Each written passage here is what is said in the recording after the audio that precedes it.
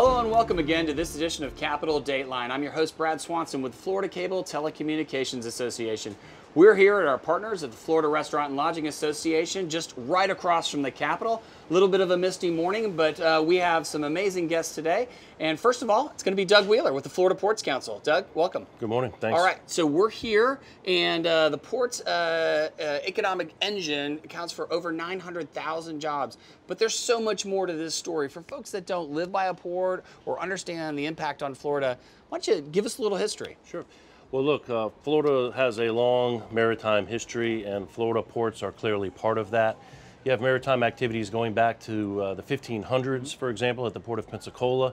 Even export activities there going back to the mid-1700s. So Florida is clearly a maritime state, and we're really blessed to have 15 seaports across our state, both on the Gulf of Mexico as well as the Atlantic Ocean. And these 15 ports are, much like Florida, very diverse.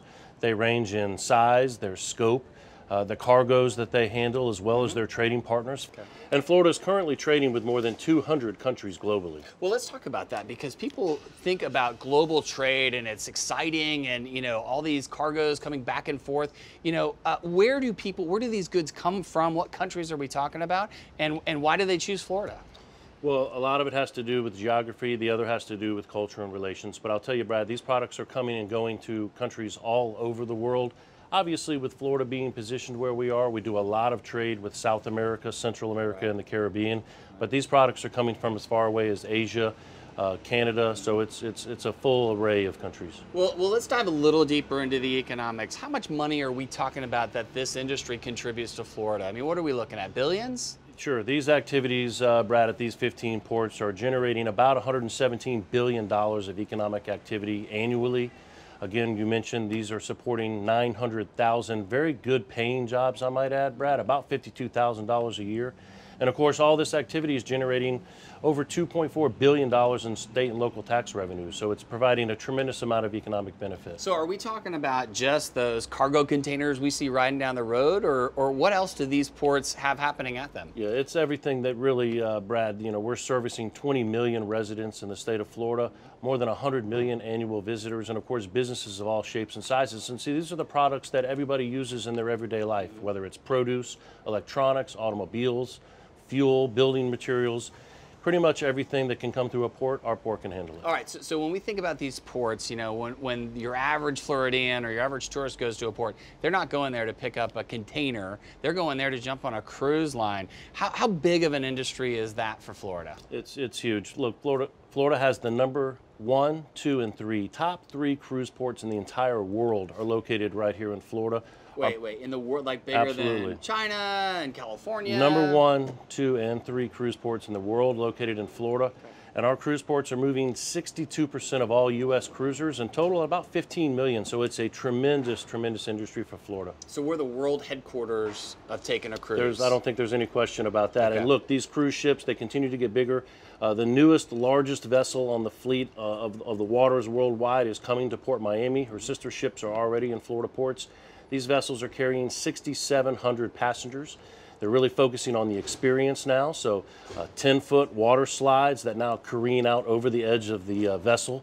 They have surfing simulators, so it's really all about the experience now. So we call you, as the president and CEO of the Ports Council, to get a great ticket, right? I don't think so, but there's plenty of our ports can help you with that. Okay, great. All right, so let's go back to the cargo, the kind of traditionally what people think about ports. Sure. What are some of the most interesting types of cargo that come in and out of our ports? People think about the standard goods, but you have talked in the past in the Capitol about some of that interesting cargo. What's that look like? It's interesting. Look, they really cover a full spectrum. Recently, Port Everglades down in Fort Lauderdale moved what they call the Space Grocery Store. It's a component of the International Space Station. But ports are flat. Are you saying they're shooting it up in space? Well, they bring that over. It was made in Italy. Actually, you talk about these countries, sort of the global reach. It was made in Italy and brought over via vessel to Port Everglades and then sent over to the Cape. Speaking of space, Port Canaveral has just signed an agreement with SpaceX. They're going to land their rockets on a platform in the Gulf of Mexico, have that brought into the port, and then refurbished and reused right on site, which is really the SpaceX goal, is a very short turnaround between reuse. And so Port Canaveral is going to play a good role in that. So for real, it's a seaport mixed with a spaceport.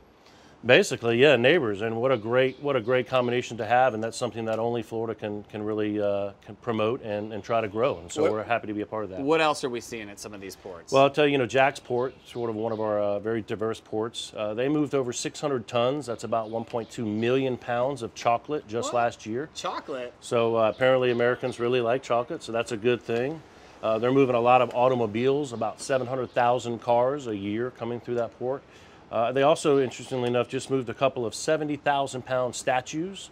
They were carved in Korea and then brought over and shipped into Jacksport and driven down to a cathedral in Gainesville. So really everyone who likes chocolate should also call you for a big shipment of chocolate. Pretty much everything you use in your daily life is coming through a port, Brad. All right, that's amazing. So these jobs again, 900,000, multi-billion-dollar of impact. What's next for the ports industry in Florida? What do you see coming on the horizon? I think we need to continue to be prepared for the changes in the industry. Right now, we're seeing that obviously with the expansion of the Panama Canal. The vessels continue to get larger and larger, and so our ports will need to compete in a very dynamic marketplace to make sure that we're able to capture those opportunities as they continue to grow.